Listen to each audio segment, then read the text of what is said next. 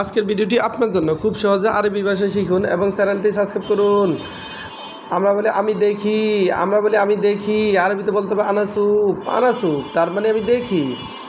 আনা এর অর্থ আমি, সুপ এর অর্থ দেখা, তার মানে আনাসুপ এর অর্থ আমি দেখি।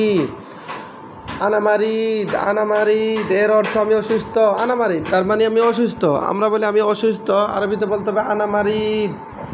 আমরা বলি আমি অসুস্থ, আরবিতে বলতে হবে আনামারিদ। মারিদ এর অর্থ অসুস্থ। আনা এর অর্থ আমি। আমি দুর্বল এর আরবি হলো আনাতাবান এর অর্থ আমি দুর্বল। আনাতাবান তার মানে আমি দুর্বল। আনা এর অর্থ আমি, তাবান এর অর্থ দুর্বল। আনাতাবান তার মানে আমি দুর্বল। আমি ক্ষুধার্ত এর আরবি হলো আনাজা।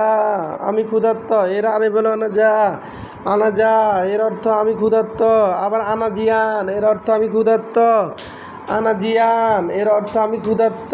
জিয়ান এর অর্থ ক্ষুধার্ত। আবার যা এর অর্থ ক্ষুধার্ত। আমি ব্যস্ত এর আরবি হলো আমি ব্যস্ত এর আরবি হলো আনা মাশগুল। আমি ব্যস্ত এর আরবি হলো আনা মাশগুল তার মানে আমি ব্যস্ত। তার মানে আনা মাশগুল। আমরা বলি আমি ব্যস্ত, আরবিতে বলতে হবে আনা মাশগুল। আমি জানি এর আরবি হলো আনা মালুম। আনা মালুম তার মানে আমি জানি। আনা মালুম তার মানে আমি পারি। আমি যাই এর আরবি হলো আনারু। এর আরবি হলো আনারু এর অর্থ আমি যাই। আনারু এর অর্থ যাওয়া। আবার আনাতাল এর অর্থ আমি আসি। আনা ইজি এর অর্থ আমি আসি। আবার এখানে মালুম এর অর্থ জানা। আবার মালুম এর অর্থ পারা। আবার দেখুন আনাসুপ এর অর্থ আমি দেখি। আনাসুপ তার মানে আমি দেখি এর আরবি হলো আনাসুপ। আমি অসুস্থ এর আরবি হলো আনামারিদ। আনামারিদ তার মানে আমি অসুস্থ। এখানে মারিদ এর অর্থ অসুস্থ। আমি দুর্বল এর আরবি আনাতাবান। আনাতাবান তার মানে আমি দুর্বল। তাবান এখানে দুর্বল। মারিদ এর অর্থ অসুস্থ।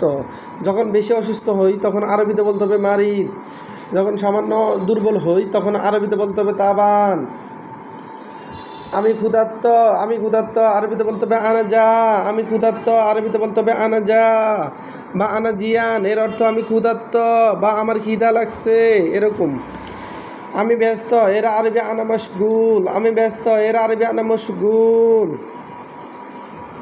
আমি ব্যস্ত না তার মানে আনা মাফি মশগুল। আমি জানি এর আরবি আনা মালুম। আমি পারি এর আরবি আনা মালুম। ভিডিওটি ভালো লাগলে অবশ্যই সাবস্ক্রাইব করুন এবং শেয়ার করুন। ভুল হলে